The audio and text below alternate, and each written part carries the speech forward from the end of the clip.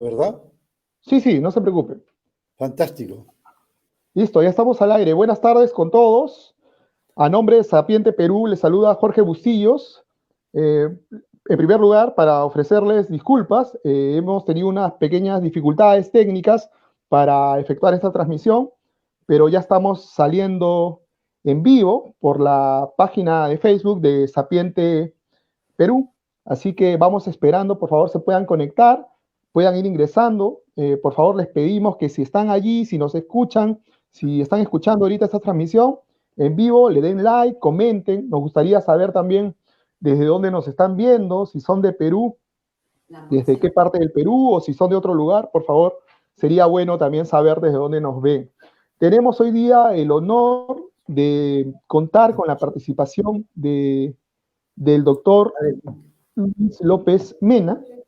Como todos sabemos, el doctor López Mena es un experto en la aplicación de la psicología conductual para la modificación de comportamientos dentro de las organizaciones. Ha trabajado mucho el tema de seguridad y salud en el trabajo o prevención de accidentes. Bueno, aquí ya me están confirmando que se escucha, María Claudia, Roger. Nos gustaría saber también mucho desde dónde nos están saludando. Bueno, bien, entonces genial. Felipe Ignacio Varas desde Chile. También Carlos Gutiérrez desde México. Un saludo para México. Manuel Cobo desde Acapulco. Urgel desde México. Bueno, muchas personas desde México. Un saludo también a los hermanos de México. Mariela desde Pisco. Klaus desde Colombia. Así que tenemos un buen número de personas. Valesca desde Nicaragua. Bienvenidos a todos. Así que bueno que ya estén todos conectados. Voy a hacer una introducción sobre el doctor López Mena. Él ha sido profesor en diferentes universidades, tanto europeas como americanas. Es psicólogo por la Universidad de Chile y doctor cum laude en psicología por la Universidad Autónoma de Barcelona. Actualmente y desde el 2014 es profesor invitado en la maestría de salud ocupacional y de medio ambiente para médicos ocupacionales que imparte en la UCSUR, la Universidad Científica del Sur de Lima. Publica regularmente sus estudios en revistas españolas e internacionales. De hecho, todos los que estamos abocados al tema de seguridad basada en el comportamiento y análisis conductual para la prevención de accidentes, hemos tenido que referir sus investigaciones, su trabajo. Su trabajo ha sido traducido en 9 idiomas y es miembro titular de la Organizational Behavior Management Network. Es invitado habitualmente a jornadas europeas y americanas sobre la intervención del psicólogo en las organizaciones. Es director y uno de los socios fundadores de la firma Persys, Personas y Sistemas, de 1987. En 1983 recibió en España el primer accessit del Premio Nacional de Medicina, Higiene y Seguridad en el Trabajo otorgado por la Sociedad Castellana de Medicina y Seguridad en el Trabajo. En el 2017 recibió en su país la Distinción Nacional en Ciencias del Comportamiento aplicadas a la prevención que entrega el Consejo Nacional de Seguridad de Chile. Así que bueno, ya todos lo conocemos al doctor López Mena, todos, como ya dije, nos hemos referido a él en alguna oportunidad para analizar el tema de la seguridad, de la psicología conductual, del análisis conductual aplicado a la prevención de accidentes y enfermedades ocupacionales. Doctor López Mena, muchísimas gracias, es un honor tenerlo en nuestra plataforma el día de hoy. ¿Cómo se siente? Buenas tardes. Hola, buenas tardes. Bueno, me siento muy bien y debo comenzar por agradecer la extraordinaria acogida a esta entrevista. Son ustedes muy amables. Espero que sea una entrevista útil, que les sea de aplicación práctica algunos comentarios o ideas que podamos compartir y que no queden ustedes decepcionados después de esta extraordinaria y tan amable presentación que me ha hecho don Jorge Bustillos. Doctor Creo que López Mena, debemos estar es a un la altura, placer. claro. Un placer, no, todo lo contrario, doctor. Muchas gracias a usted y todos, de hecho, los que estamos conectados ahorita, vamos a aprovechar al máximo esta intervención que usted ha tenido la amabilidad de poder brindarnos. Doctor, empiezo por preguntarle ya, ¿qué cargo académico desempeña en la actualidad y en qué proyectos viene trabajando? Bueno, mire, antes de contestar la pregunta, quería agradecer la buena disposición vuestra, porque estos temas de psicología industrial particularmente, en América se trabajan muy poco y se conocen poco, por lo que esta iniciativa de haber realizado estas entrevistas me parece muy positiva, muy buena, porque realmente si algo que necesitamos es investigación y difusión. Dicho lo cual, yo le agradezco la pregunta, pero en general no me he considerado nunca ni me consideraría un académico puro. No, no sería esa mi mejor definición.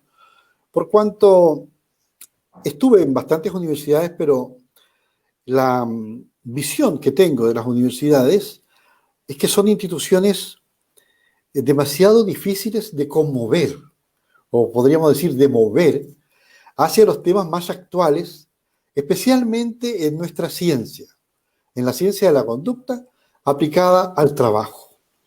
Perdura muchísimo los prejuicios y el conocimiento precientífico, y esto es un motivo de alarma y de preocupación, o debería serlo para nosotros, porque de los conocimientos actuales de la psicología se está haciendo un uso y un abuso que comentaremos seguramente al concluir la entrevista con una advertencia para los queridos colegas, porque se está empleando mucho más psicología de la que nos gustaría, y peor aún, se está utilizando de una forma bastante poco cívica, por decirlo suavemente.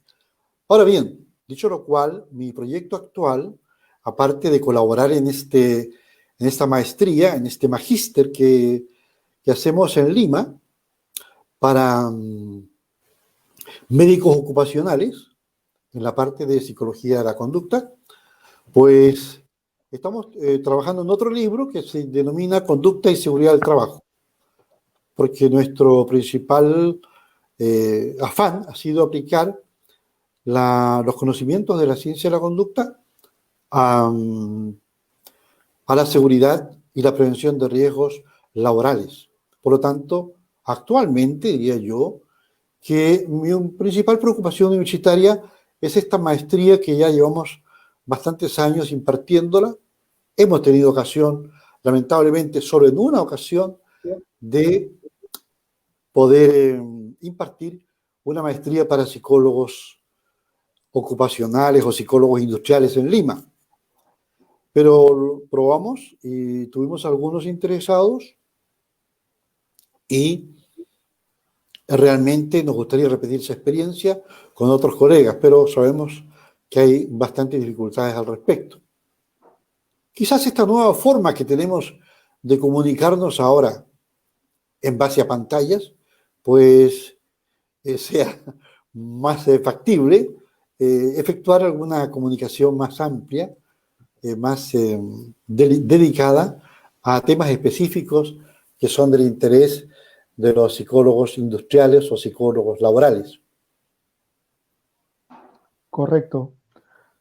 Doctor, usted es un pionero en la aplicación del análisis conductual a contextos organizacionales en Latinoamérica, en Hispanoamérica en realidad, y sobre todo en materia de prevención de accidentes y enfermedades. ¿Puede contarnos cómo fueron sus inicios en este campo? Bueno, yo llegué a este campo. Es una pregunta un tanto biográfica, pero brevemente se las comento.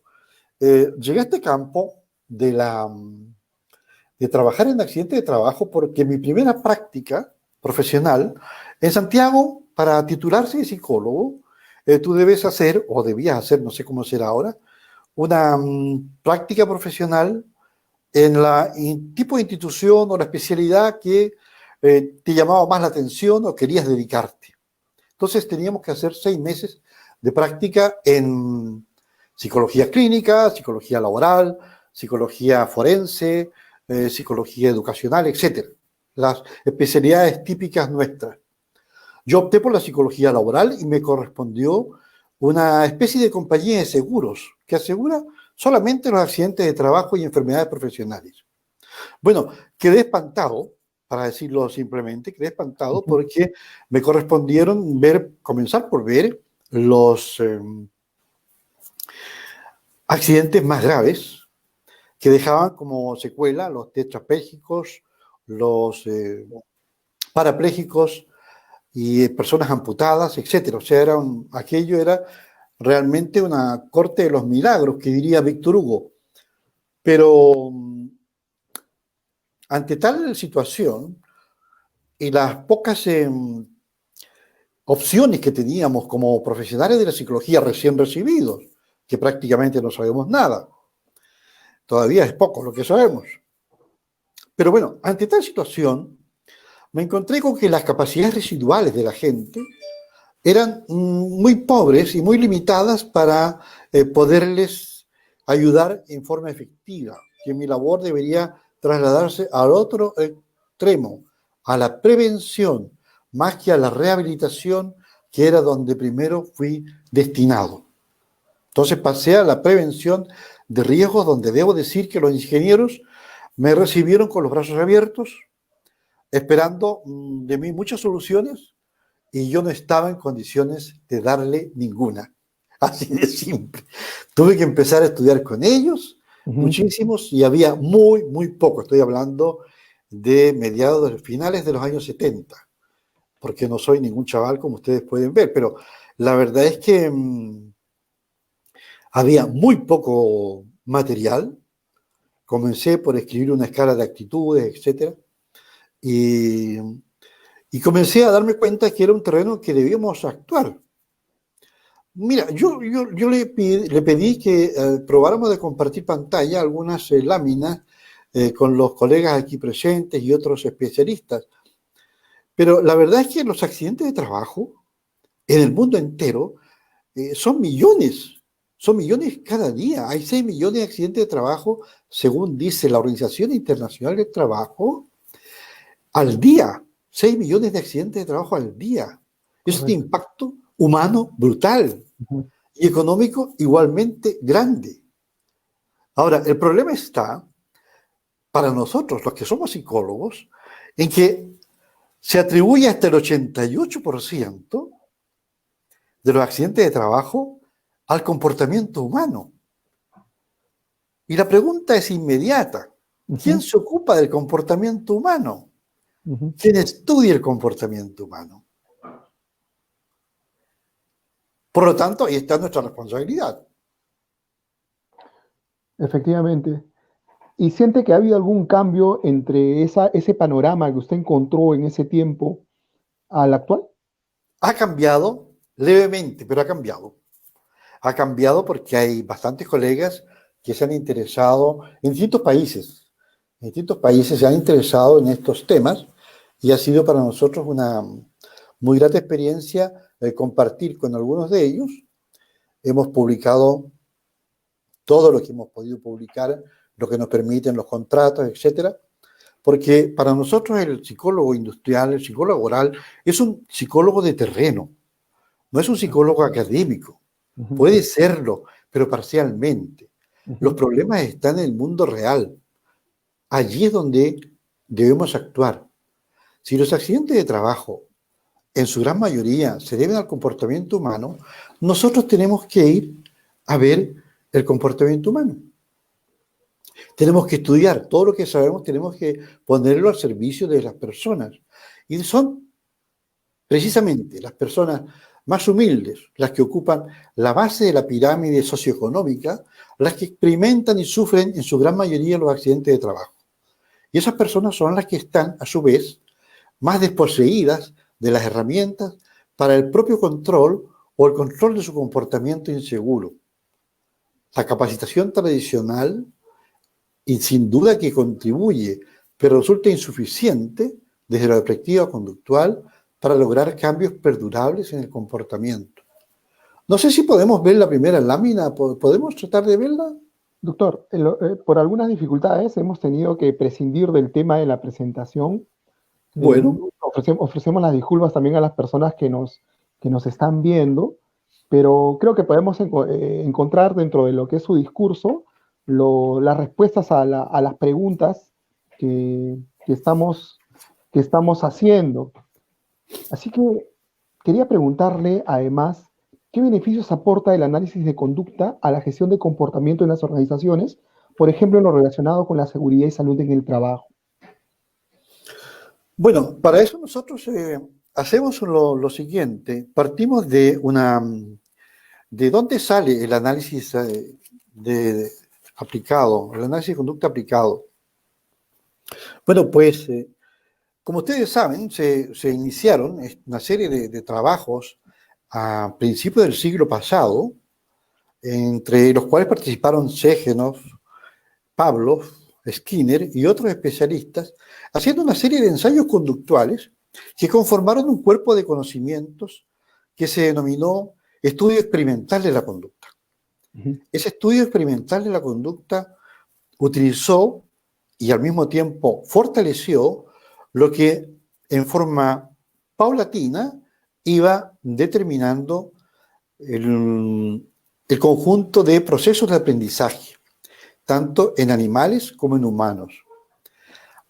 Este conjunto, este cuerpo sólido de conocimientos que constituyen la psicología experimental o el análisis experimental del comportamiento, todavía hay una revista que se llama así, creada en los años 1938, dio origen a ciertas aplicaciones. O sea, el análisis de conducta deriva del análisis experimental de la conducta. Y nosotros lo dividimos este análisis de conducta aplicado en dos grandes líneas de trabajo: el control externo de la conducta o el autocontrol. Entonces, nuestro aporte a la empresa comenzó naturalmente por el control externo y ha sido, diríamos, el más importante o el más frecuente de los usos que se ha dado a estos conocimientos, porque el control externo de la conducta es lo que realmente más se utiliza en las empresas y en las organizaciones. Toda la conducta en la organización está controlada externamente. Bueno, no solo en las organizaciones, en cualquier organización. Pero aquí, hablando concretamente de la empresa, lo que nosotros les aportamos es a utilizarla de manera positiva, empleando, primero que nada, el estudio de la conducta como un fenómeno natural, de ocurrencia frecuente, y que, por lo tanto, es razonablemente objeto de estudio. El problema con este control externo tradicional es que solamente recurre a las sanciones o a las amonestaciones o a la indiferencia como forma de control de la conducta.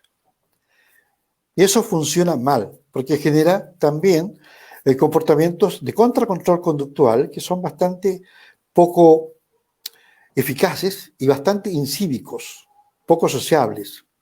Entonces, nuestro aporte consiste en la observación, y aquí ya ocupamos la metodología del análisis de conducta, en la observación de la conducta tal como ocurre en la empresa, en el terreno, tal como ocurre.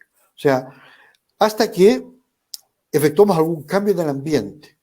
Porque como ustedes recordarán, la psicología de la conducta se refiere al estudio de las interacciones entre la conducta y el ambiente. Entonces, cuando introducimos variaciones en uno de estos dos polos, se observan cambios. Si estamos registrando la conducta objetivo de cambio, esa acción queda reflejada porque la gráfica de conducta se mueve. Aquí tenemos que trabajar con registros de conducta y con gráficas de conducta, pero para lo cual requerimos previamente identificar las conductas que nos interesan. No todas las conductas nos interesan. En seguridad del trabajo nos interesan no más de 20, 30, hasta 40 conductas. A veces se ven más por la dimensión de la faena. Por ejemplo, trabajamos en el metro de Lima, en la línea 1, y claro, allí se observaron 64 conductas. Pero era porque había mucha extensión en la obra, y aparte de eso, habían también bastantes conductas muy diferentes entre sí. Y algunas de ellas eran relevantes en función de los accidentes o incidentes de trabajo que ocurrían. Dicho lo cual, nosotros nos abocamos a registrar el comportamiento con ayuda de los propios coordinadores de la empresa, de los propios trabajadores de la empresa, y lo registramos en un software de seguridad conductual que tenemos y que compartimos en ocasiones, lo facilitamos a algunos colegas que nos piden ayuda de otros países americanos. Pero este software te permite manejar una gran cantidad de datos, que estamos hablando de casi 1 millón de datos de conducta, que serían muy difíciles de manejar sin apoyo informático. Ese es, en grandes líneas, nuestro aporte. Pero aquí estamos tocando 4 grandes áreas del análisis de conducta. Estamos tocando el marco conceptual, estamos tocando el objeto de estudio, que es la conducta humana, observable, y aquí hay que hacer una aclaración. La psicología empezó estudiando la personalidad, las actitudes, los estados interiores, internos, todo eso puede ser válido, pero lo que nosotros tenemos que demostrar como profesionales es que nuestro trabajo es útil, que produce resultados, que genera un producto. Y si nos dedicamos a trabajar solamente con actitudes o con personalidad, estamos hablando entre nosotros y la gente no nos entiende. En cambio, la gráfica de conducta es extraordinario porque todo el mundo la entiende. Pero aparte de eso, suele ser por primera vez en su vida que suelen ver una gráfica de conducta. Es extraordinario. En la empresa hay gráficos de todo. Ujú. Producidas, toneladas procesadas, etc. Pero tú vas a cualquier empresa y no vas a encontrar gráficas de conducta. Es como si no trabajara nadie. Ujú. Y eso es lo que nos interesa aportar. Gráficas entendibles para todos, que dicen, mira, aquí tenemos que operar de esta forma, tenemos esta conducta, por ejemplo, para decir el uso de gafas cuando hay proyección de partículas. Bueno, hemos visto que en promedio, después de 40 o 30 o 10 o 5 días de observar un grupo, el 38% de la gente pues está usando las gafas. Es mejor entusiasmo, pero con muchas dificultades técnicas. Sí, sí. Vamos, Bueno, vamos a ver vamos a ver si estamos si podemos nuevamente superarlas ahora. ya Es estamos, una muestra del poco apoyo que tenemos los psicólogos del trabajo. Se ve sí, que va por ahí la cosa. Sin ser amigo de teorías conspirativas, ¿eh? Ni mucho menos. sí. Bueno, estamos retransmitiendo, en realidad se había cortado, hemos tenido algunas dificultades, así que esperamos que se conecten nuevamente, les ofrecemos disculpas, bueno, ya se van conectando. Habíamos estado conversando con el doctor López Mena sobre fueron sus inicios dentro del campo de las organizaciones aplicando análisis conductual. Nos había mencionado que él había empezado a trabajar con el tema de la seguridad. Era un tema en que cuando él inició pues no se encontraba demasiado, pero luego fueron poniéndose los cimientos dentro del campo de la seguridad y salud en el trabajo. Nos está hablando también sobre los aportes del análisis de conducta en la gestión de comportamiento en las organizaciones. Y bueno, y terminado esto se había cortado. Entonces, doctor, ya tenemos nuevamente a las personas conectadas. ¿Sí? ¿Estamos? Bueno, ahí se escucha muy bien, pero vamos a ver que la conexión con el doctor está, al parecer, nuevamente fallando, pero vamos a tratar de conectarnos bien con él. ¿Sí? Doctor López Mena, ¿nos copia bien? Bueno, nuevamente están nuestros amigos Manuel Cobo, Bremen Yair, Mariela, Carlos Gutiérrez de la FESIS Tacala, desde México. Muy bien, doctor López Mena, ¿nos copia? Hola, hola. Nos quita una cantidad de actividad de internet importante. Ya está, Parece doctor que es la López hora Mena. de la cena. Sí, ok, ya estamos nuevamente. Jorge, usted poner para disposición de las personas que tuvieron la buena voluntad de escucharnos algunas Sí. láminas de las que yo les envío, o todas, si que usted quiere, donde hay algunos conceptos y resultados interesantes que ver. Sí, Y como sí, le sí, decía, dígame. doctor, por el tema de las dificultades técnicas, Sí. nos es difícil ahorita poner las láminas, pero podemos ir trabajando con su respuesta, por favor, porque hemos tenido esas No, sí, no tengo dificultades. problema en eso. No tengo Perfecto. problema en eso. Lo que ocurre es que, sin duda, a lo mejor las personas pueden también interesarse en compartir estas láminas con nosotros y usted podría ponerlas quizás en su sitio para Excelente. Efectivamente. explicarlas, porque hay allí una serie de referencias a breves artículos o trabajos nuestros o estudios nuestros que están bastante completas, entonces eso ayuda a que las personas tengan acceso a esos sitios porque están libres de acceso y nosotros podemos compartir todo lo que podamos, desde luego. Genial, doctor. De hecho, nosotros hacemos dentro de la difusión mucha difusión de su trabajo. Nos parece un trabajo muy importante. Justamente tenía una pregunta sobre su libro Intervención psicológica en la empresa. Usted ahí realiza una crítica a los procesos de evaluación centrados en rasgos, en resultados, que los considera como evaluación tradicional, proponiendo como alternativa a la evaluación conductual. ¿Puede comentarnos por qué y cuánto ha cambiado este panorama en la actualidad? Bueno, no sé, el panorama tiende a cambiar, pero en las multinacionales. El problema con las evaluaciones basadas en rasgos es que son realmente subjetivas. Si usted lee una evaluación del desempeño cualquiera, hay conceptos como responsabilidad, hay conceptos como iniciativa. Eh, bueno, son conceptos muy difíciles de poder poner de una forma objetiva. Nosotros procuramos decir, por ejemplo, ha presentado iniciativas interesantes para la empresa durante el periodo que se está evaluando. Eso es observable, medible, contable. Pero un rasgo como responsabilidad, no lo sé. Eh, Correcto. cumple con sus trabajos en el tiempo previsto o no presencia ausencias injustificadas, algo por el estilo. Pero que sea observable y que permita a la persona explicar sus puntos de vista, que no se sienta en ningún caso una persona avasallada por una evaluación totalmente subjetiva que queda muy a criterio de la jefatura y eso lo hace arbitrario. Eso es poco justo para él y poco objetivo desde el punto de vista de lo que se quiere medir, porque lo que se mide se puede cambiar, se puede mejorar. Sí. Ese es el gran aporte que hace la ciencia del comportamiento con los métodos de evaluación. Llámense estos de contrastación entre grupos o intragrupos.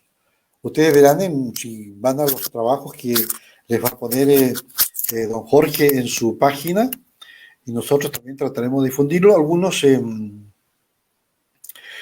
algunas citas, que es cosa de pinchar el vínculo, el link, como se dice, y ustedes están entonces en poder del estudio o del trabajo que se ha efectuado donde se describe paso a paso lo que se hizo y los resultados que se obtuvieron.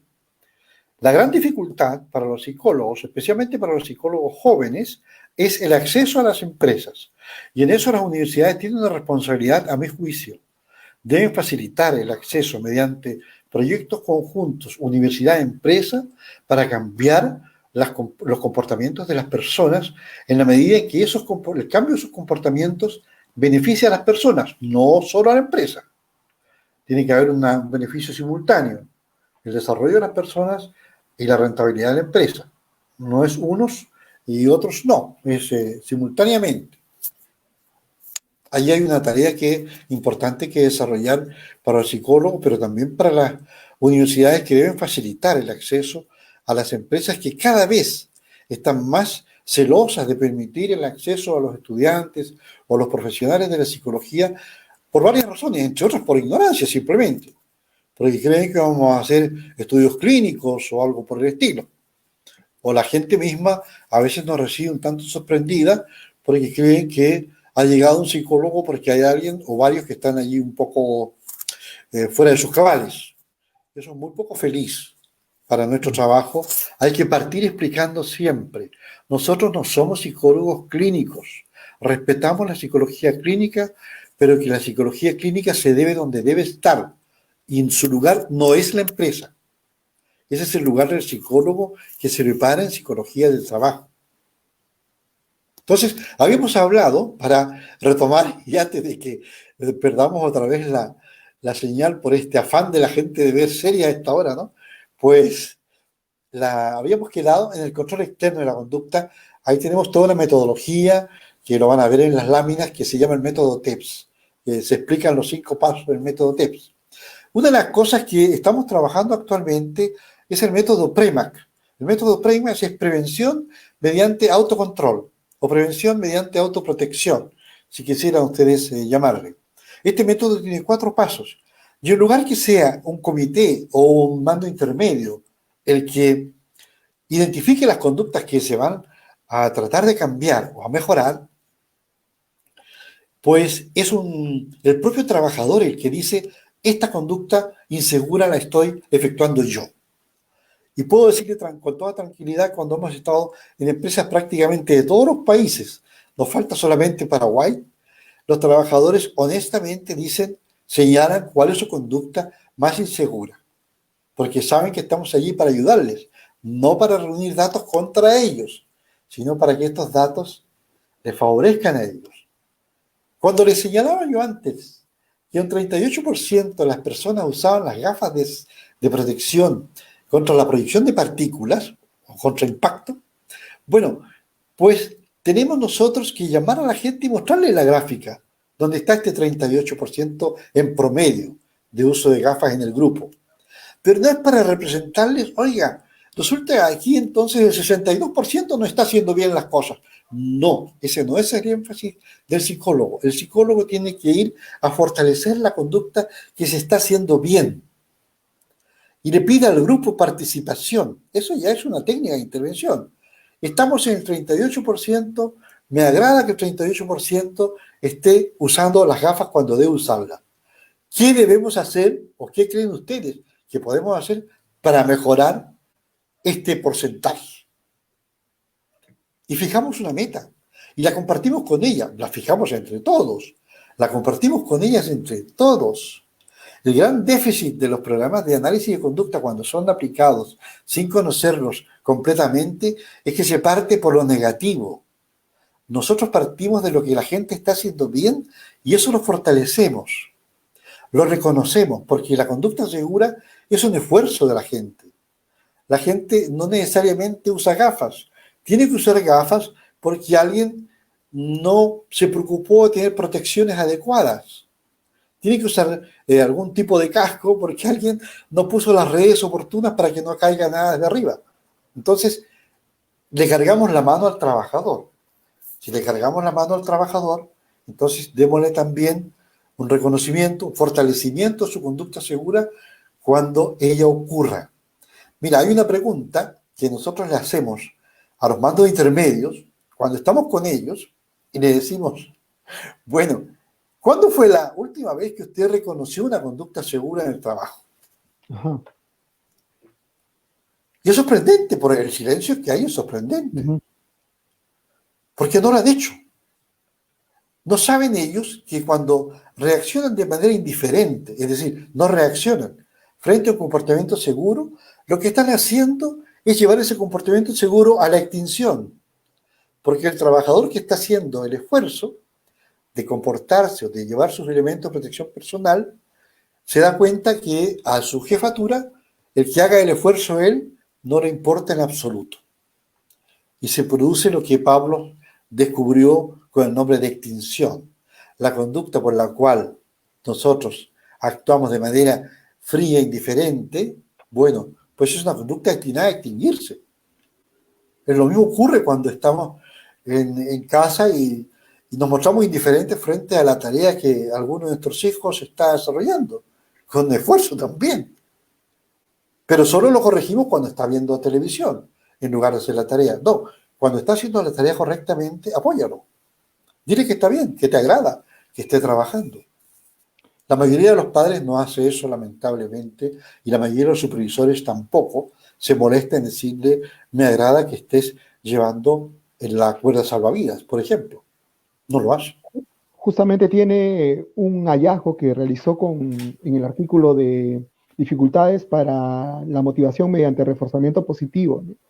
Sobre un estudio que hacen en un cuestionario que aplica en empresas para identificar cuáles eran las principales barreras que tenían los supervisores, los líderes al momento de aplicar reforzamiento positivo. Sí, también Pedro Díaz Muñoz aquí amablemente me pregunta exactamente lo mismo. Mira, acaba de surgir su consulta. Evidentemente, fue una paradoja, ese estudio es bastante antiguo, pero está totalmente vigente. Sí, Está vigente aquí, en España, en Colombia, en Nicaragua, donde tú quieras. O sea, la gente no tiene la costumbre en nuestra cultura, y tampoco en la cultura anglosajona, de reconocer absolutamente el buen trabajo, o el trabajo correcto, el trabajo seguro. Ahora, ¿cómo se logra hacer estas habilidades? Yo escribí un breve opúsculo que es cómo emplear la psicología de la conducta en seguridad del trabajo, cuyo vínculo usted tiene y que podríamos compartir en algún momento correcto. con los colegas, encantado de compartirlo. Bueno, pues una de las habilidades de empatía, de reconocimiento, son habilidades sociales. La gente le llama a esto inteligencia emocional, eso es un nombre comercial. Eso es autocontrol, no es inteligencia emocional. Ese es un término que está muy discutido desde los propios trabajos de Salovey y Meyer Ujú. en los años, a fines de los años 60. Se difundió mucho, tuvo mucho éxito comercial y a partir de ahí se ha seguido hablando de esta forma. Pero eso es autocontrol. Técnicamente para nosotros es autocontrol. Y uno de los componentes del autocontrol son las habilidades sociales. Las habilidades sociales se practican. Tenemos que hacer talleres donde la gente se reconoce mutuamente por cualquier cosa, por algo real, verdadero, sincero. Si el reconocimiento social no es sincero, el trabajador lo ve. Y si no es sincero, ustedes saben que eso se llama manipulación. Por lo tanto, debemos ser espontáneos, sinceros y frecuentes. No se puede reconocer una vez al año. No hace daño, pero la verdad no cambia nada. No, esto hay que hacerlo con relativa frecuencia. Ustedes saben que tenemos programas de razón variable, tenemos programas de razón fija en psicología de la conducta. Hay que aplicar algunos de esos programas. Hay que hacerlo en forma profesional y sistemática. Reconocer una conducta correcta es un acto profesional, no es un favor. No es que de improviso nos hayamos pensado todos que somos aquí poco menos que Santa Teresa de Jesús, dicho sea con todo respeto. No es un acto de bondad, es un acto profesional, tan profesional como corregir cuando algo se está haciendo mal. Mira, la gente decía en esa encuesta que no reconocía el trabajo porque no tenía tiempo. En los talleres que hacemos nosotros, bueno, son muy sencillos de hacer. Tú pones a dos personas adelante y le pides, mira, reconócele por algún elemento de su vestimenta que te llame la atención o que te agrade. Bueno, la persona lo hacía, un poco forzadamente, claro, por la situación, pero se tardaba en promedio 14 segundos. Entonces, que alguien no venga a decir que no tiene 14 segundos al día.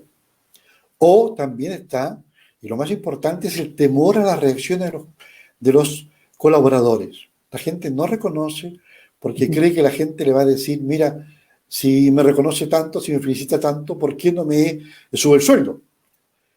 He revisado aproximadamente 300, por decir un número más o menos, trabajos sobre esta materia y no hay ningún dato que diga que la gente empieza a pedir más sueldo cuando tú le reconoces con cierta frecuencia su trabajo.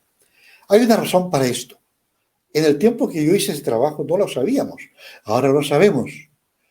Cuando tú le dices algo positivo a otra persona sobre su conducta, sobre su apariencia, sobre su trabajo, se produce una descarga de una hormona de la familia de las endorfinas. Hay un cambio en la química cerebral. Las palabras gratas a los oídos producen este cambio en la química cerebral y la persona experimenta una sensación de bienestar generalizado y de disposición a la acción. Te lo digo casi textual de la cita que tomé hace muchos años cuando aparecieron estos estudios que nos vinieron a reforzar muchas de las cosas que nosotros decíamos. Claro, decíamos refuerzo, refuerzo, pero no sabíamos por qué funcionaba. Ahora lo sabemos. Sabemos que hay un cambio en la química cerebral, como lo hay también cuando practicamos la empatía.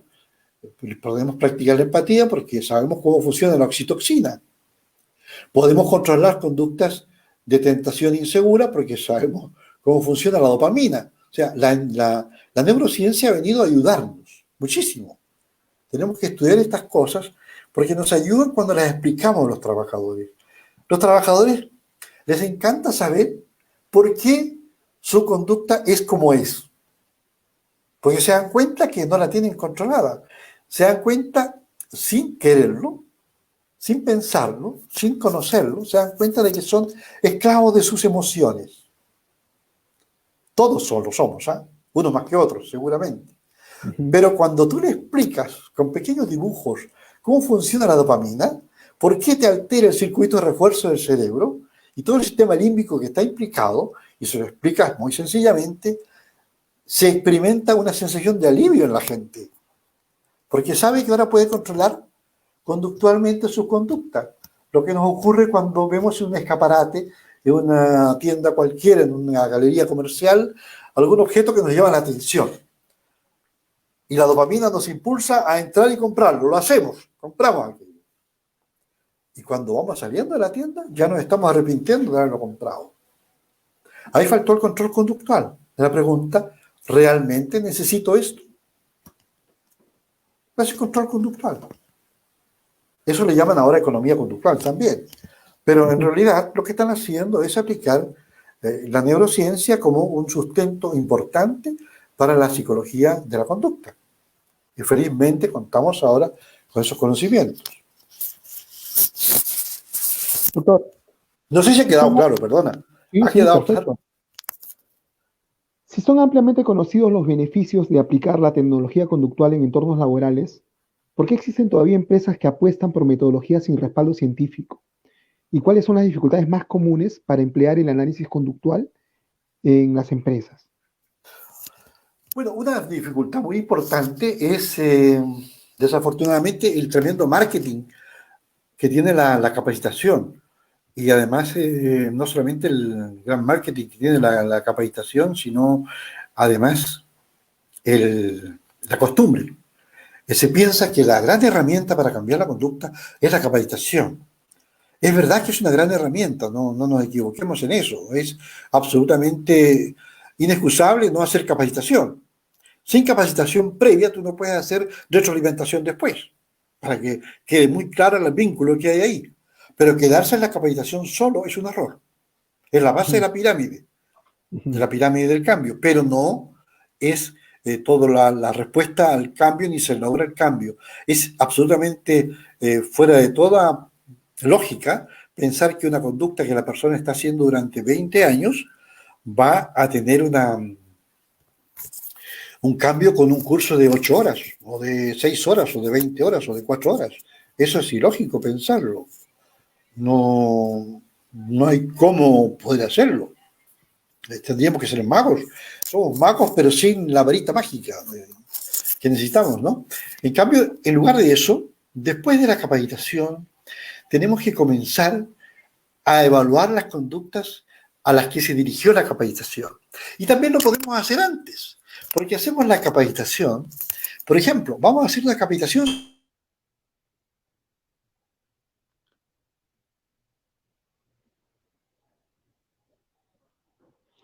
sobre Hola. protección ocular. No, yo todavía lo escucho, todavía Sí, estoy perfecto. aquí. Ya. Bueno, pues si tenemos una medición del cuánto usa el grupo que nos interesa su protección ocular con observaciones y registros periódicos, no advertir, sino simplemente, y llegamos a saber que hay un 44% de las personas que están usando la protección ocular, por lo tanto decimos falta. Bueno, hay que hacer una intervención que puede comenzar la capacitación, pero ya tenemos un dato. La capacitación es una forma de intervención, pero no funciona por sí sola. Tú tienes que decirle a la gente que tiene datos de conducta, mostrarle la gráfica que has hecho y que vas a seguir observando después en el trabajo de cada día cómo aumenta el uso de las protecciones. Tan sencillo como eso, y tienes un cambio de conducta que se mantiene en el tiempo. También te ayuda a mantenerlo en el tiempo la validez social. También ayuda a mantenerlo en el tiempo, si son muchos los datos de conducta, y que cuentes con un software conductual. Como te decía anteriormente, a que se cortara esto, ese software conductual lo hemos facilitado a algunos colegas porque vemos que está manejando muchos datos y les viene bien emplear el software de seguridad conductual. pero básicamente nuestro objetivo es el que te comentaba, es decir, que nosotros vamos a lograr cambios de conducta en la empresa cuando podamos superar esta tendencia a que todo se soluciona con un curso. No es posible. El curso es el punto de partida. Después tiene que haber una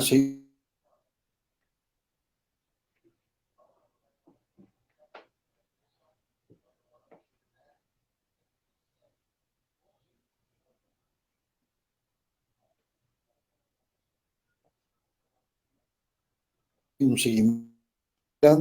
Si estamos experimentando problemas, tengan ustedes claro que prácticamente hemos desarrollado una larga entrevista aquí y además de eso tendrán ustedes algunas láminas y vínculos a los trabajos más habituales que hacemos.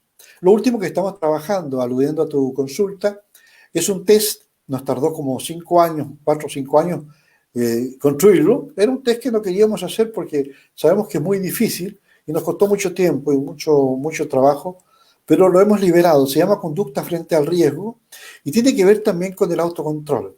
Ahí vemos en 6 factores, en este test, cómo se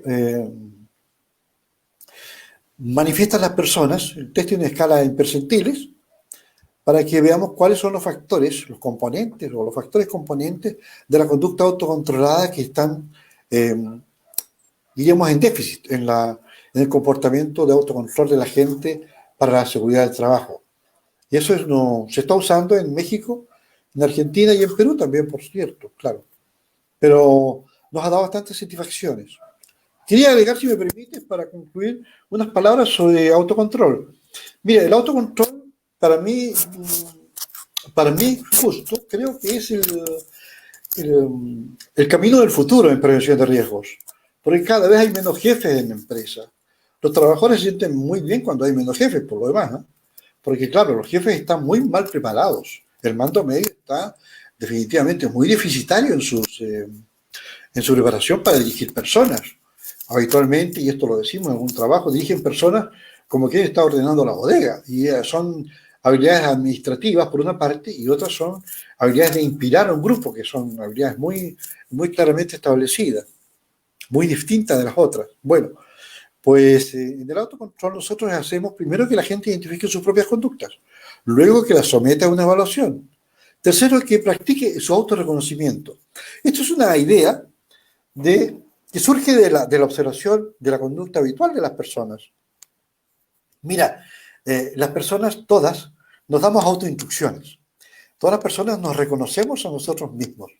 Como tenemos tan poco reconocimiento, en general por nuestro trabajo, cuando hacemos algo y entendemos que nos queda bien, nos decimos a nosotros mismos, caramba, qué bien me quedó esto, ¿no? Uh-huh. Esto me quedó bien, este trabajo está bien hecho, ¿no? Y Uh-huh. nos lo decimos a nosotros mismos. Eso es un autorreconocimiento.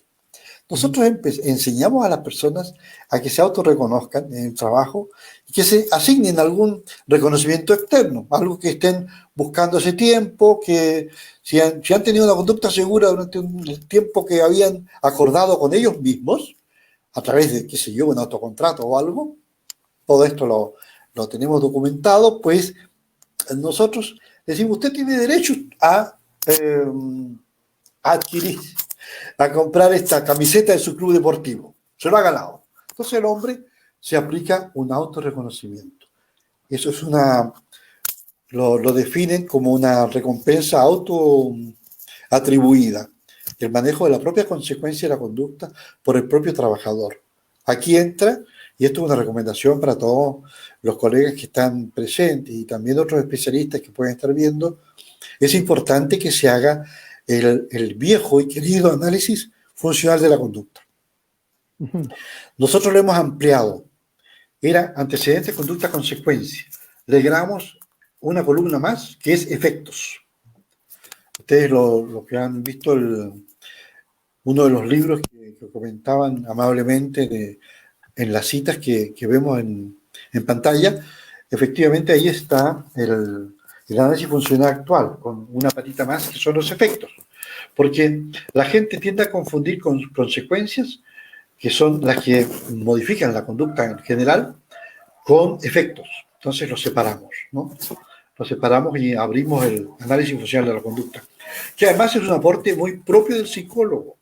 Mira, mucha gente está usando la seguridad basada en la conducta o la seguridad basada en la psicología de la conducta, que es el nombre que debía ser el correcto, Ajá. lo está usando como un procedimiento. Y yo lo he visto en la red que tiene un procedimiento, en la empresa se hace 1, 2, 3, 4, 5. Y esa psicología aritmética, bueno, termina siendo una psicología sin convicción. De hecho, ni siquiera nombran la palabra psicología. Parece que fuera un procedimiento administrativo y lo tratan como tal. Eso es un error. Las cosas tienen que tener sentido para las personas, especialmente cuando se les está pidiendo cambio de conducta. Y tienen sentido cuando tú le explicas el análisis funcional de la conducta, por ejemplo. Porque entonces ven la causa raíz de su comportamiento. La ven con claridad. Y saben los efectos que puede tener a corto o medio plazo. Pero actualmente el análisis funcional de la conducta, cuando se hace mal, se usa para asustar a la gente. Si no llega a la protección, te va a pasar un accidente. Si no haces esto, te va a pasar un accidente. Y a la gente no le pasa un accidente. Porque el accidente es un hecho estadísticamente raro. Exacto. Es una Pero sí probabilidad. nos interesa que pueden mejorar su conducta segura porque la probabilidad estadísticamente disminuye de tener una lesión cuando tú tienes un accidente, porque la protección personal no evita el accidente, evita la lesión o aminora la lesión. Pero en todo caso, nosotros procuramos siempre que la gente trabaje en base a autoinstrucciones y a consecuencias de conducta autoatribuidas. La verdad es que cuando se funciona de esa manera y la gente se recompensa a sí misma, pues entiende mucho mejor su comportamiento, especialmente entiende la parte emocional. Porque la parte emocional, el PREMAC la trabaja muy bien porque sabe que hay allí una esclavitud emocional que al hombre hay que liberarlo de eso y lo liberas mediante el trabajo con él, la enseñanza, el mostrarle cómo funciona. Que eso es algo absolutamente desconocido. A nosotros nos impacta cuando los obreros, porque trabajamos con obreros directamente, nos dicen, yo no sabía, como nos lo han dicho, ¿eh? Yo no sabía que existía la palabra autoestima. Eso es dramático. O sea, no, como tú dices, oye, si no te valoras tú, obviamente no esperes que te valoren los demás. Empieza por ahí, ¿no? Pero en todo caso, el autocontrol es una herramienta muy poderosa para que nosotros podamos llevar adelante los cambios de conducta que se necesitan, no solo en seguridad del trabajo. Ustedes han citado aquí uno de los libros en el cual ven que se aplica a la higiene, se aplica a la calidad. En la empresa tú puedes se aplican los cambios en medio ambiente. Si los que complicamos el medio ambiente somos nosotros. Por lo tanto, la conducta que tiene que cambiar es la nuestra. Y los métodos de cambio de conducta son los mismos. Son exactamente los mismos. Pero esto lo desconocen primero los políticos, luego los abogados que ayudan a redactar las leyes. Lo desconoce todo el mundo. Es asombrosa el tremendo desconocimiento que existe sobre la capacidad de la psicología para cambiar la conducta. Y aquí quiero hacerles una advertencia final, especialmente a los queridos colegas que me están escuchando, porque hoy día tenemos que estar muy atentos a los usos indebidos del comportamiento. Yo los tenía anotados y los van a ver quienes reciban las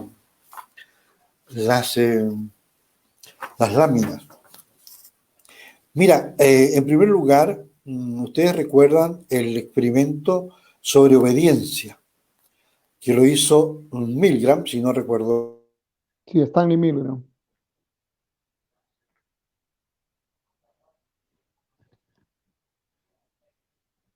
Hola, doctor López Mena. Bueno, ahorita vamos a tener nuevamente la conexión con el Mal. doctor. Ajá. Volvemos, hemos Vamos a esperar unos vuelto. segundos. Doctor, Internet, nos habíamos sí, no se ido, pero preocupe. volvimos. Sí, estaba usted Bueno, hablando sobre los experimentos de Milgram sobre la mira, obediencia.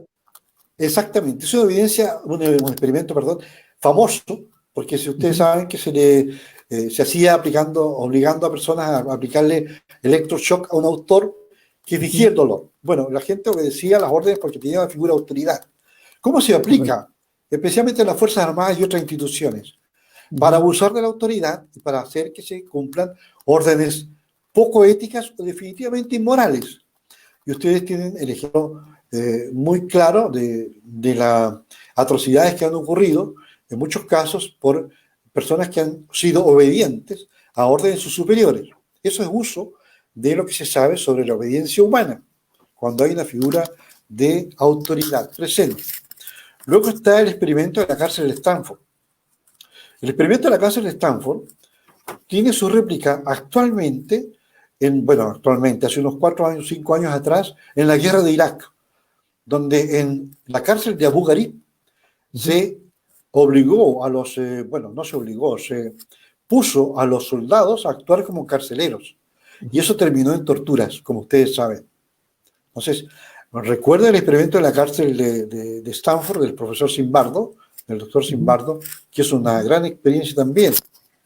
También tenemos aquí Tiene un libro sobre eso, experimentos. el efecto Lucifer, que también lo podemos compartir luego con Ah, los sí, por participantes supuesto. ahí. ¿Mm? Después tenemos también los experimentos que dicen relación con el uso de los datos de conducta que están presentes en la red. Ujú. Todo esto, los psicólogos no solamente tenemos que enseñar el control conductual, también tenemos que enseñar contracontrol conductual, porque si no la gente queda inerme. Expone sus datos de conducta, pero hay empresas que los aprovechan, todos estos datos de conducta, para generar patrones de comportamiento que les permiten alterar las elecciones y dañar la democracia. O sea, lo que se sabe hoy en día en materia de psicología y de psicología del comportamiento, psicología de la conducta, es tan fuerte, tan poderoso, tiene tanta capacidad, y los que parece ser que estamos más eh, aparte o lejanos de esos centros de poder que utilizan nuestros conocimientos para sus propios fines, somos nosotros. Y eso es complicado. Tenemos que lograr recuperar nuestro territorio. Tenemos que influir en la política y en las comunicaciones humanas, porque de lo contrario corremos el serio riesgo de que estos conocimientos muy fuertes de la psicología en el último tiempo, tremendamente fuertes, se sigan utilizando por quienes tienen el poder y el dinero. No pueden ellos también tener todo el conocimiento sin tener una respuesta científica de nuestra parte. Usted quería comentar también el experimento Lucifer, ¿no? No, les decía solamente para complementar los estudios de la cárcel de Stanford y el de la prisión de Irak, que bueno, son estudios de Philip Zimbardo y podíamos compartir luego con los participantes el enlace para que puedan ir a la descarga del libro, del efecto Lucifer de Zimbardo, que es muy interesante, ¿no? Y que ya profundiza en lo que usted nos estaba mencionando sobre los usos que se hace o cómo se explican algunos fenómenos, ¿no? Él habla del bien y el mal, de que eso es una línea muy delgada, ¿no? Y que depende mucho también de la presión social, ¿no? De cómo las personas responden frente a la influencia del grupo, ¿no?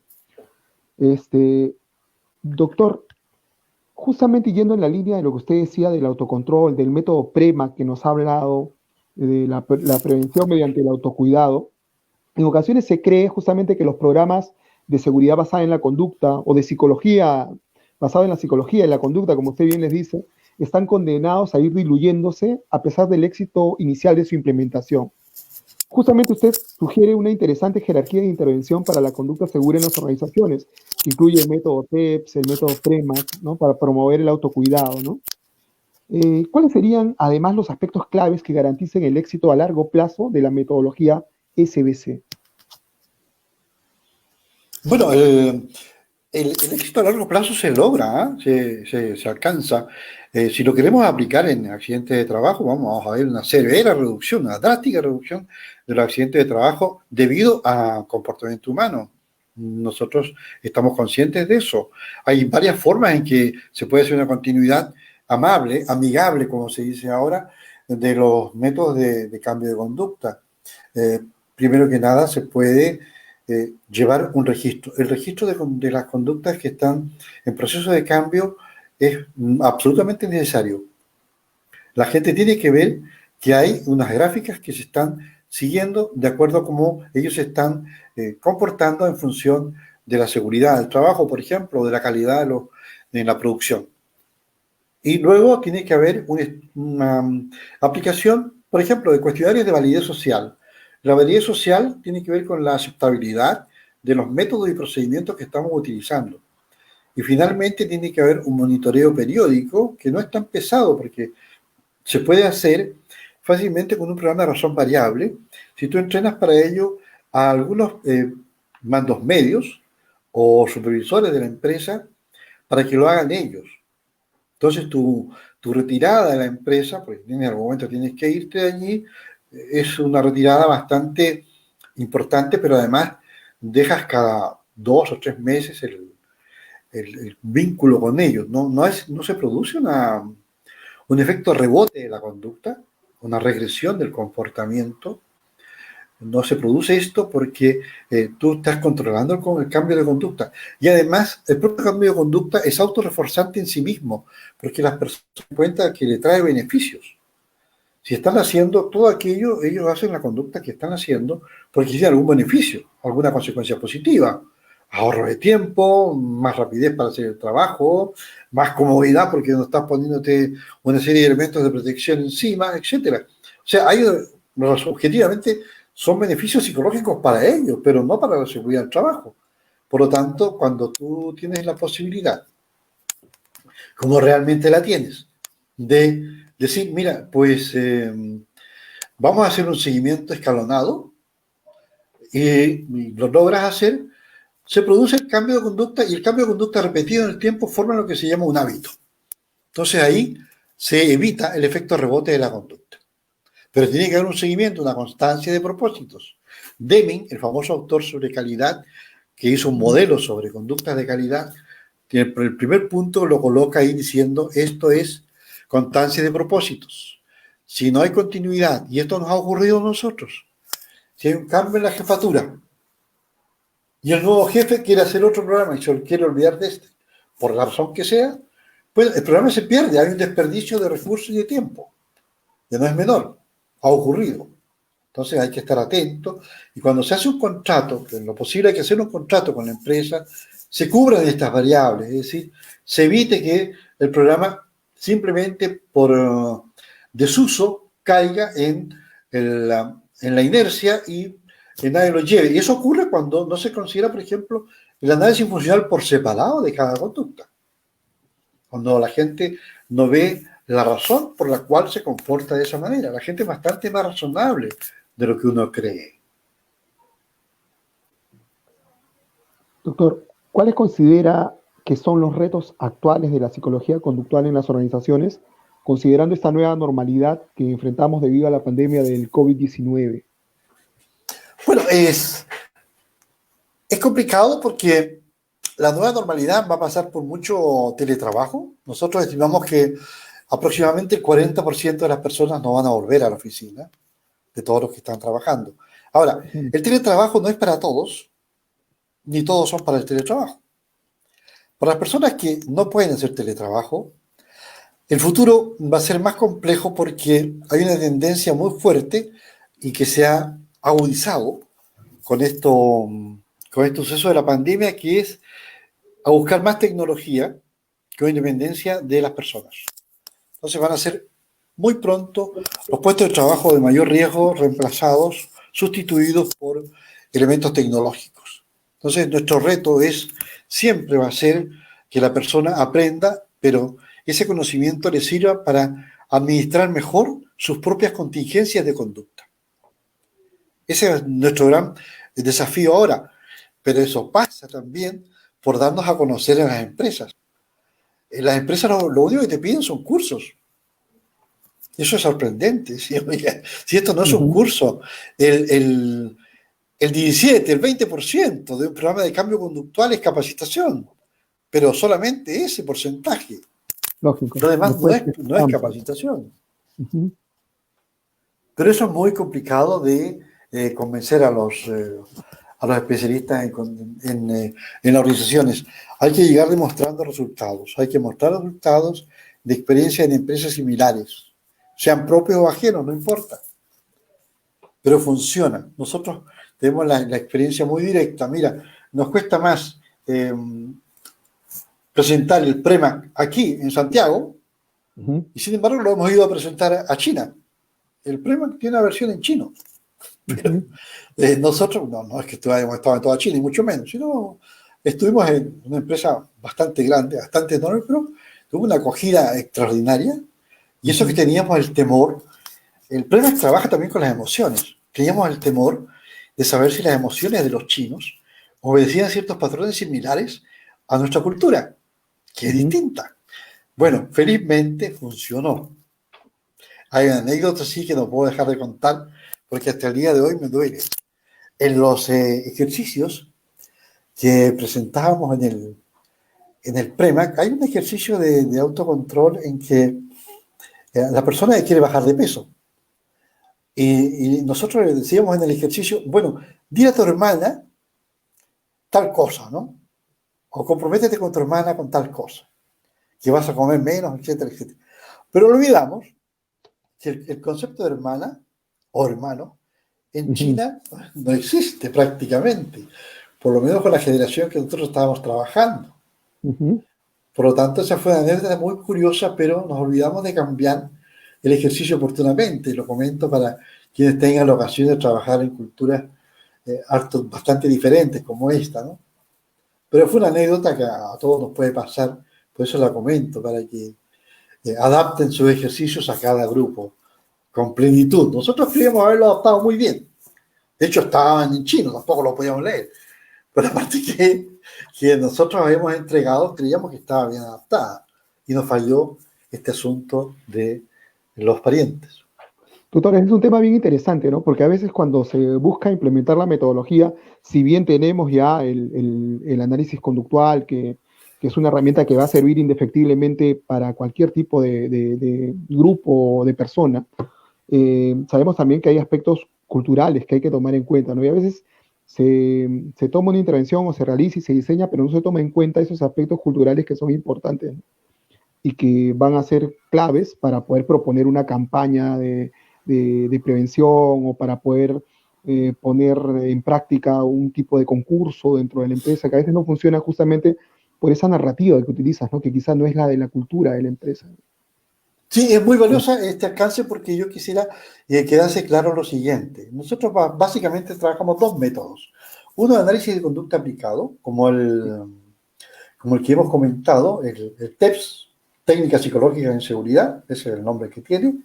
Correcto. Y por otro lado, el PREMAC. El PREMAC que es autocontrol.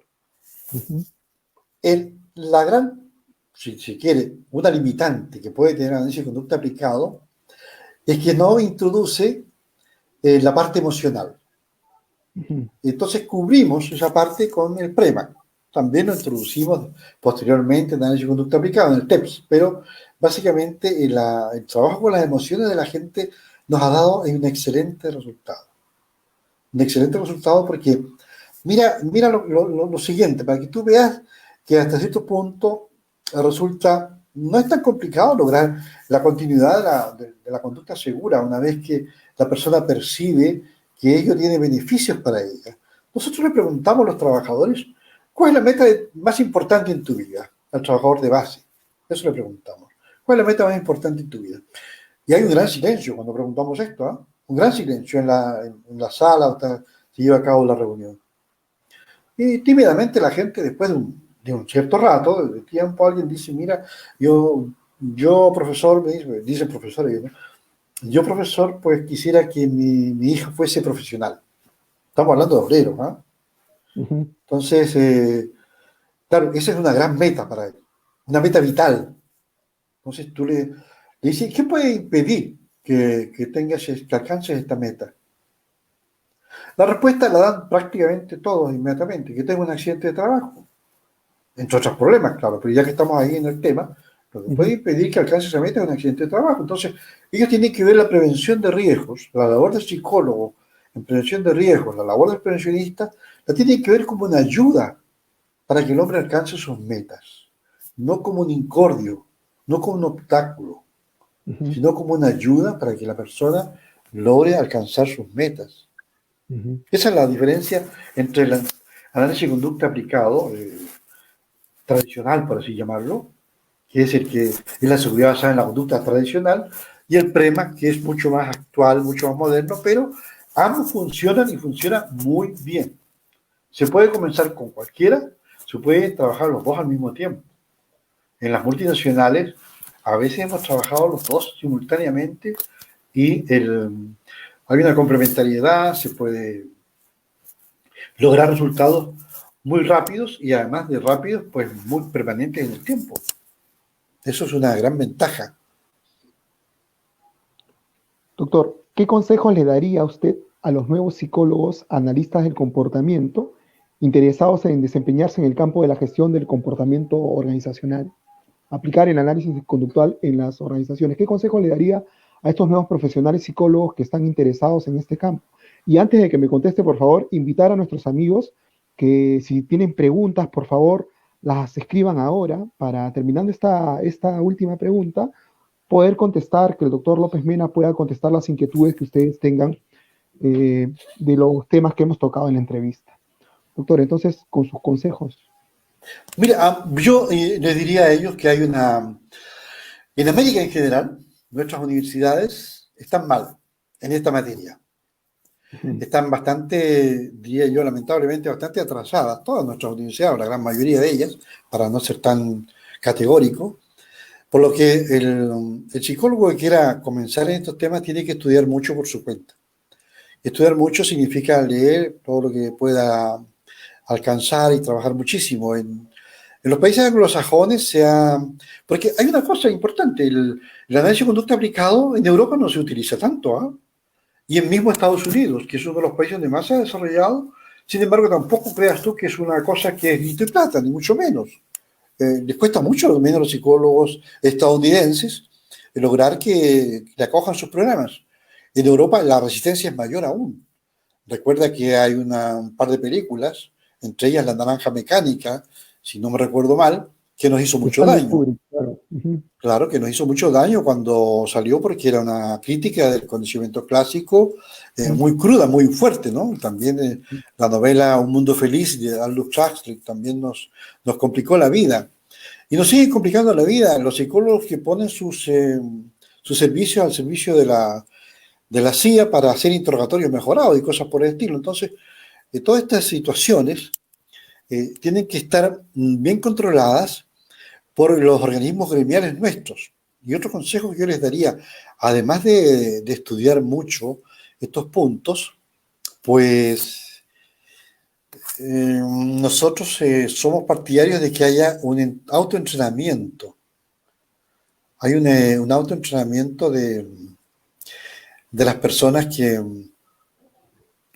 que puedan llegar a practicar en su propio entorno, en su entorno familiar, todas estas técnicas.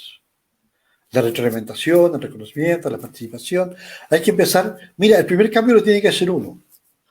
Y lo hace uno cuando conoce las técnicas y las empieza a aplicar y ve resultados. Y luego estructurar un trabajo. El trabajo de análisis de conducta tiene que ser estructurado. Los psicólogos no podemos ser desordenados. Debemos ser muy ordenados, seguir unas pautas de trabajo muy claras, muy distintas, muy ilustradas, muy gráficas. Porque la gente no nos conoce. A los psicólogos industriales, organizacionales, no nos conoce. Lo que conoces de los psicólogos son lo que dice la serie de televisión sobre los psicólogos clínicos, nada Ujú. más.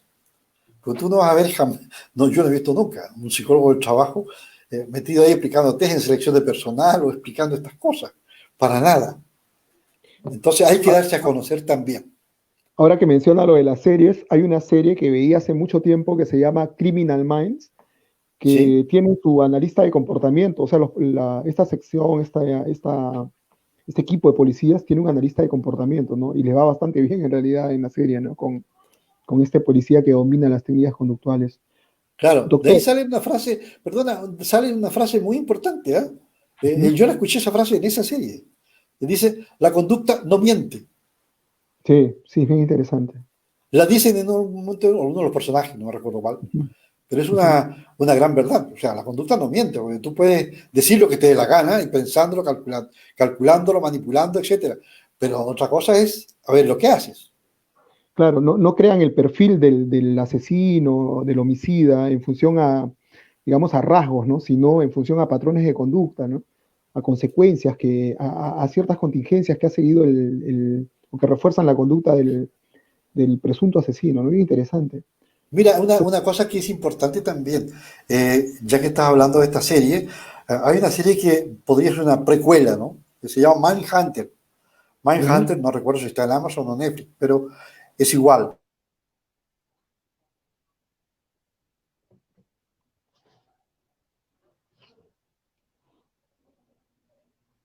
Doctor López Mena, bueno, vamos a esperar un ratito, amigos. Por favor, tengo ya una pregunta de Lisette Diana. También por aquí tenía una de Martín Apresa. Eh, Lo que pasa es que nuevamente. allí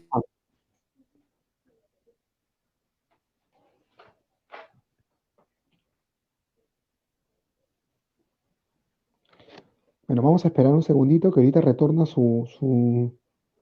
la conexión del doctor López Mena. Si tienen más preguntas, les aconsejo que las hagan ahorita porque ya estamos en la parte final. La serie nos dice Mindhunter es una gran serie. Sí, de hecho a mí en la serie de Criminal Minds hace tiempo me sorprendió ver eso, ¿no? Un analista del comportamiento dentro del equipo de policías, interesante. También les quería decir, habíamos hablado sobre el libro bueno, el doctor López Mena había mencionado el tema del experimento de la prisión de Stanford, también el de la prisión de Irak. Bueno, el de la prisión de Irak no es un experimento en realidad, es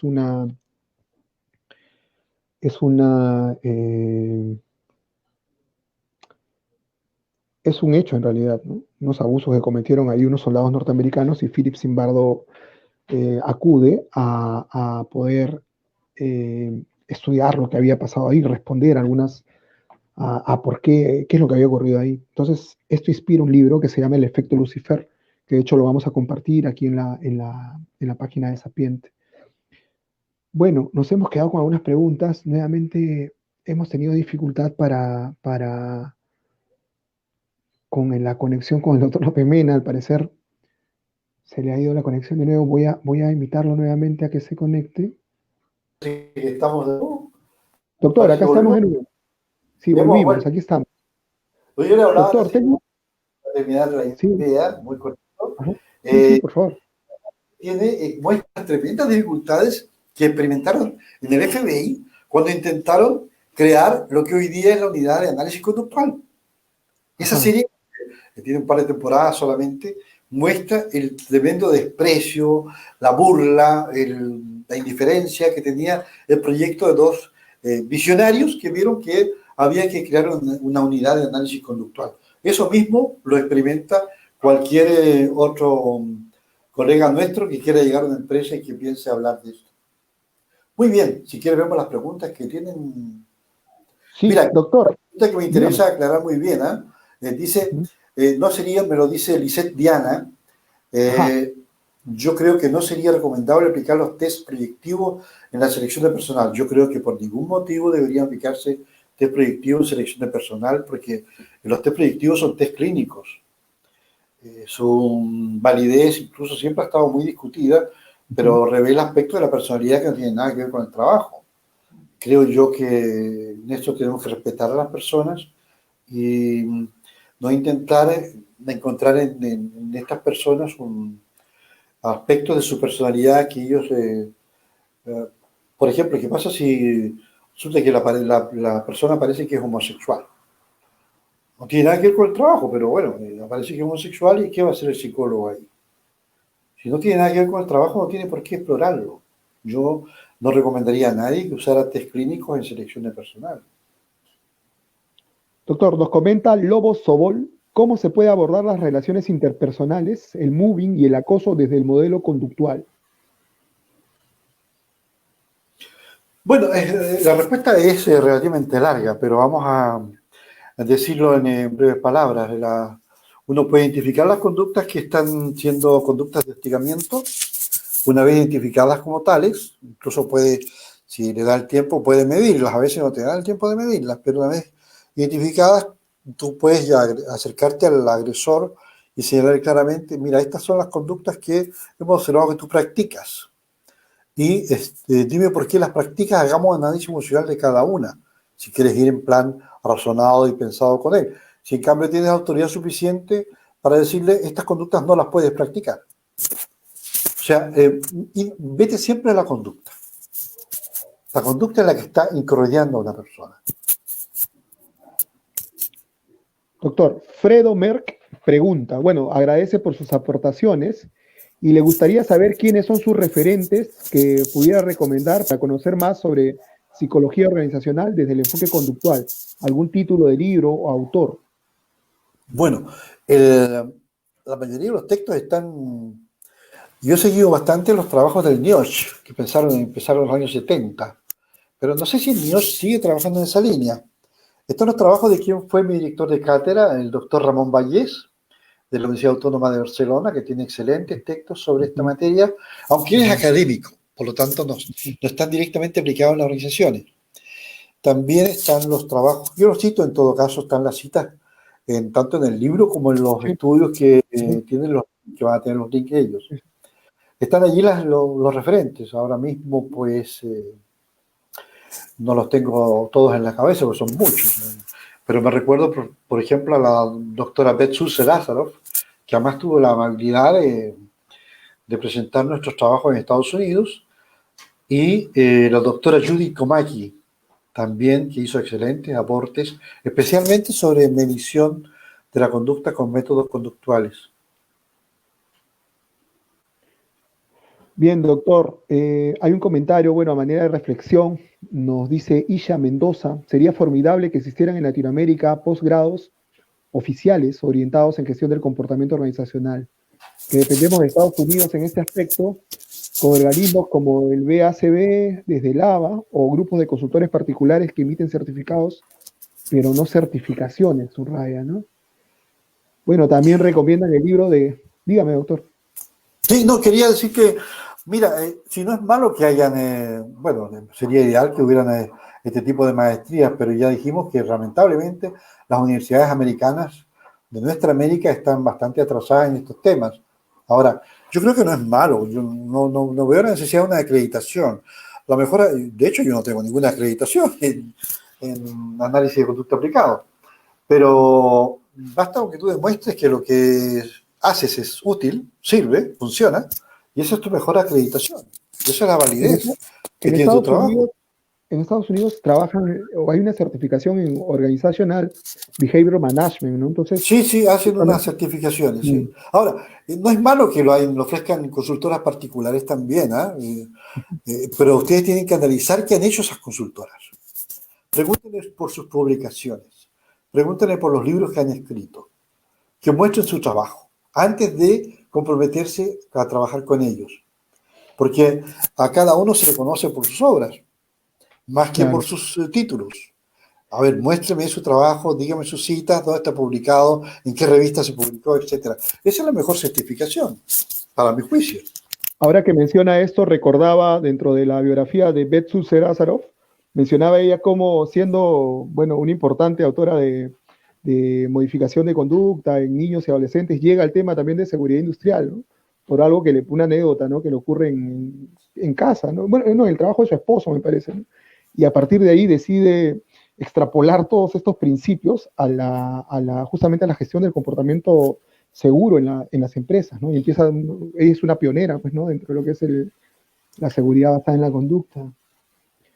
Doctor, lo saludan desde Guerrero, México, la señorita, o bueno, el señor Urgel Tamarit García, y pregunta, ¿cuál sería la forma correcta de abordar a los sindicatos de trabajadores que se oponen al cambio, ya sea por política o poder? ¿Algún ejemplo, dice, o situación similar que nos podía compartir desde su experiencia, doctor? Es muy importante esa pregunta, pero yo, perdón, no lo había mencionado. Nosotros trabajamos con los sindicatos, o sea, este es un programa que debe ser transparente desde el inicio. Nosotros trabajamos con la gerencia y con el sindicato. Pedimos la presencia del sindicato para explicarles cuál es nuestro objetivo, que los datos de conducta no se van a usar contra los trabajadores, que no va a ser nadie despedido si descubrimos que no usa el casco, no usa las gafas o no lleva los zapatos de seguridad, ni mucho menos, o el peto de seguridad o no usa la máscara protectora. No, en esto hay que convertir al sindicato en un aliado. A nosotros ha sido bastante útil, nos entienden bastante bien cuando partimos por explicarles a ellos y les pedimos su colaboración y su participación. Es más aún, convertimos a algún miembro del sindicato, le pedimos que sea observador de conducta. Exacto. Eso lo involucramos directamente. Exacto, para comprometer. Sí, el compromiso parte de involucrarlos a ellos, y de hecho trae muy buenos resultados en realidad. Es una oportunidad más que una situación complicada, no es cómo se llega. Doctor, lo están agradeciendo bastante. Bueno, Brenda Vanessa dice, sería de un gran aporte que existieran cursos de posgrado, bueno, de psicología industrial. Le agradecen, doctor López Mena, fue muy gratificante y enriquecedor escucharlo. Ojalá pudiera brindar algún curso en el futuro. De hecho, generaría mucha expectativa también eso, doctor López Mena. Y bueno, doctor, hemos estado, la verdad, muy complacidos de compartir con usted. Yo también, porque ha sido para mí una experiencia inédita. A pesar de las fallas que hemos tenido, sí, creo que lo lamento. Lo lamento tanto que hablábamos de las series, y parece ser que las series, como aquí es mucho más tarde, la gente empieza a ver series, pero... Está en Netflix. Claro. Sí, doctor, pero la verdad es que ha sido muy, muy gratificante y sobre todo muy enriquecedor para todos los que hemos estado presentes. Para mí también, yo le confieso que soy un seguidor de su trabajo y admiro mucho su trabajo, como todos los que en realidad nos están ahorita, están atentos a esta transmisión. Reconocemos ese trabajo. La verdad que ha dado la pauta para que muchos analistas del comportamiento se involucren en la gestión de comportamientos seguros. Yo, de hecho, empecé leyendo mucho de sus textos y me parecieron de verdad que había un camino, sobre todo científico, para el trabajo dentro de lo que es la gestión de comportamientos en empresas. Así que, doctor López Mena, bueno, agradecerle bastante. Espero que no sea la última oportunidad de tenerlo para hacer quizá tocar un tema, abordar algo desde otro ángulo, un tema de la seguridad basada en la conducta o de los principios del comportamiento, del análisis conductual aplicado a las empresas. Y bueno, finalmente, doctor, no sé si quiera decir algo más. No, mira, yo también te agradezco muchísimo el interés, que me sorprende. Yo pensé que íbamos a hablar solamente usted y yo y que no nos iba a acompañar nadie, pero veo que hay muchísimos colegas y le agradezco mucho su amable interés en nuestro trabajo y en la paciencia para soportar estas interrupciones, quizás porque ustedes tienen otras horas, pero aquí es muy tarde, entonces la gente se cuelga de internet, pero de una manera espeluznante. Aparte de agradecerles mucho, me están preguntando por las láminas acá. Yo creo que podríamos decirles dónde van a quedar las láminas, en supuesto sitio. Por supuesto, nosotros vamos a, sí, ahí están, ahí Persis ha compartido también, pero nosotros vamos a poner el link todo, para que ellos puedan descargar el material que usted nos dio para poder compartirlo. No se preocupe por ese lado. Igual siempre estamos compartiendo material de sus publicaciones, siempre lo hacemos acompañados de imágenes que inviten a la reflexión por medio del humor, pero que siempre estamos involucrándolo con estudios, con publicaciones científicas como las que usted ha trabajado, doctor López Mena. Mira, esto es muy difícil. Es difícil para llegar a las empresas, pero aquí hay un tremendo territorio que está totalmente inexplorado. Esta es una recomendación final para mis colegas. Es un tremendo territorio de trabajo, con mucho trabajo para los psicólogos. Para los psicólogos bien formados en este tema, que hayan estudiado los temas, que sean capaces de presentar una propuesta estructurada a las empresas, con un objetivo claro de reducción de accidentes, de reducción de días perdidos por accidentes de trabajo. Tienen un gran futuro ahí. Es un territorio virgen, inexplorado prácticamente. Y a nosotros nos sorprende que se haya difundido tan poco cuando es tan beneficioso.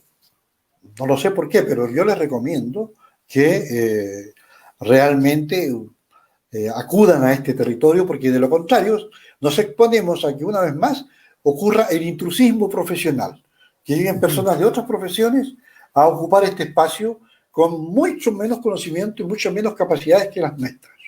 Y lo hacen también, ¿eh? Ojo que aquí lo hacen. Entonces, nosotros tenemos que adelantarnos a esta invasión indebida de nuestro territorio de conocimiento y de experiencia y adelantarnos a este paso mediante el conocimiento y la práctica de tratar problemas socialmente relevantes de manera científicamente válida. Perfecto, doctor López Mena. Entonces, contamos con usted nuevamente para una próxima oportunidad. Esperamos, como recalco, que no sea la última. Agradecerle por su tiempo, por su apertura para poder compartir sus conocimientos con todos nosotros. Y bueno, despedirme hasta una próxima oportunidad con todos, doctor. Muchísimas gracias. Bueno, pues encantado de haber estado con ustedes. Le agradezco la iniciativa. Ojalá que la siga poniendo en práctica con otros colegas que seguramente tienen cosas interesantes que decir también y útiles, especialmente útiles para los colegas que nos están siguiendo. Invíteme a mí, porque yo siempre estoy dispuesto a aprender. Excelente, doctor López Mena. Entonces, un fuerte abrazo desde Perú para usted y para todos los participantes de esta transmisión. Nos vemos hasta una próxima oportunidad. Un abrazo para desde Santiago también para todos ustedes. Listo, nos vemos. Aquí le están dejando algunos correos a usted para que les envíe las láminas. Sí, por supuesto. Así la vamos a compartir. Un abrazo para Muy todos. bien. Un Nos abrazo. vemos. Adiós. Vale, adiós.